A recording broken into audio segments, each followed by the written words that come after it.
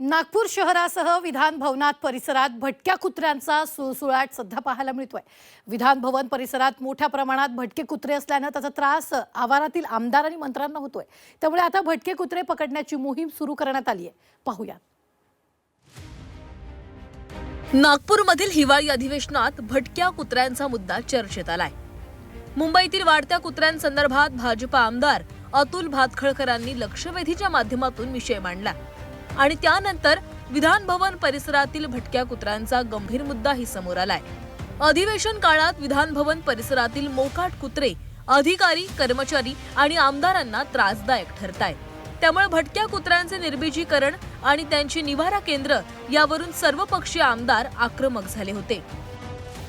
या प्रश्नाचं गांभीर्य लक्षात घेऊन ज्या भटक्या कुत्र्यांच्या उपद्रवामुळे लोकांवर हल्ले होत आहेत, अनेकांनी आपले प्राण गमावलेले आहेत आणि त्यामुळे या भटक्या कुत्र्यांच्या निर्बीजीकरणाकरता आणि त्याचबरोबर त्यांच्याकरता निवारे उभे करण्याचं काम युद्ध पातळीवर उभं करण्याचे आदेश सरकार महानगरपालिकेला, मुंबई महानगरपालिकेला देणार का, हा माझा पहिला प्रश्न आहे। हे एका दिवसामध्ये होण्यासारखं काम नाहीये, कारण ज्या वेळेस आपण अध्यक्ष महोदय शेल्टर उभं करायला जातो महानगरपालिका, त्यावेळेस बऱ्याचशा एरियामध्ये आपलेच नागरिक असतात, त्याला विरोध करतात कारण त्यांना तिथे नको असतात।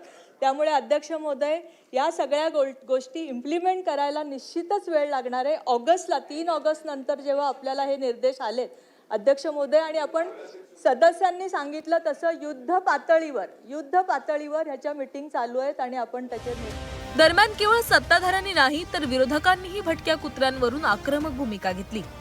आमदाराला कुत्रा चावला तर कोण जबाबदार असा सवाल शिवसेना उद्धव बाळासाहेब ठाकरे पक्षाचे आमदार सुनील प्रभूंनी विचारलाय। तर सगळे भटके कुत्रे पर्यावरण प्रेमींच्या घरात सोडावेत अशी मागणी आमदार महेश लांडगेंनी केली आहे। 10,000 कुत्रे आणि एक तिकडे निवारा केंद्र कसं काय? नाही एका ठिकाणी 10,000 बसतील असं निवारा केंद्र आपण कुठे बांधणार आहात? तर मुंबई शहराच्या बाहेर बांधा, पण ही व्यवस्था करा।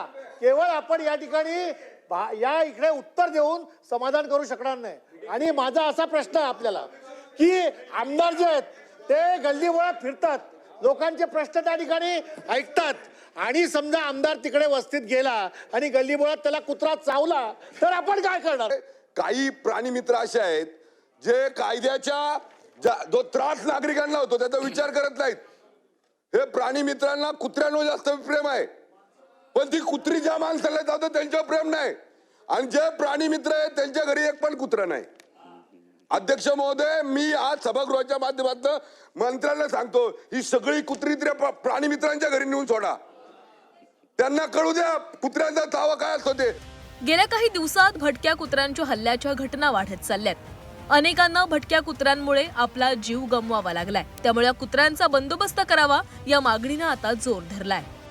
मुंबईमधल्या भटक्या कुत्र्यांचा किंवा शहरांमधल्या ग्रामीण भागातल्या भटक्या कुत्र्यांचा प्रश्न जेव्हा निर्माण झाला तेव्हा स्थानिक स्वराज्य संस्था, त्या तिथल्या ज्या नगरपालिका, महानगरपालिका आहेत, त्यांना आपण ते भटक्या कुत्र्यांचं त्यांना पकडायचं आणि त्यांचा बंदोबस्त करायचा, या प्रकारची मोहीम प्रत्येक शहरात राबवलेली आहे। शहर असो वा ग्रामीण भाग, भटक्या कुत्र्यांची संख्या वाढत चालली आहे। त्यामुळे भटक्या कुत्र्यांची समस्या दिवसेंदिवस गंभीर होत चालली आहे। नागपूरचं विधान भवनही या समस्येनं ग्रासलंय।